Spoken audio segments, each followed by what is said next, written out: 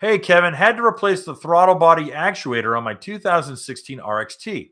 Most riding is salt. I do all the flush, miss WD-40. What can I do to avoid it happening again? Well, the actuator should be sealed. The actuator should be a sealed unit. So if you had corrosion inside of that actuator, that means the actuator, A, did not have a good seal. Yikes. B, you're getting a lot of moisture inside of that engine compartment. So what I strongly recommend is taking your seats off and letting it vent when you're not using it. Letting that engine compartment vent.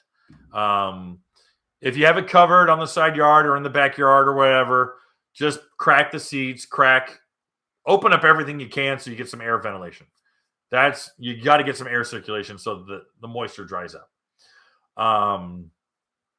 Because if you got a lot of moisture that's trapped inside of that engine compartment, that actuator will probably corrode again. Be careful about spraying down and washing down your electronics in your engine compartment. Like I said, I put it on mist, and I spend 10 seconds misting down as best as I can, and then I oil everything else down.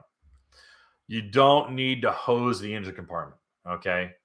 You're not washing your car. You are misting down the engine compartment. So you just want to get that salt off. You want to loosen up that salt because it's going to be baked onto your engine. It's going to be baked onto the metal stuff. It's going to be baked onto your engine. It's going to be baked onto all those hot surfaces. So you just want to break it up, get it wet to help break it up. And then the WD-40 or the penetrating oil that you're using is to help scuff that stuff off and then coat all those surfaces. So hopefully that helps out. Hey guys, thanks for hanging out. This clip was taken from our weekly podcast that we record here every Sunday night at 8 p.m. Eastern Standard Time. If you want to watch the whole video, you can go to the Watercraft Journal's YouTube channel, go to playlists, and then click on live sessions. You're going to see it there.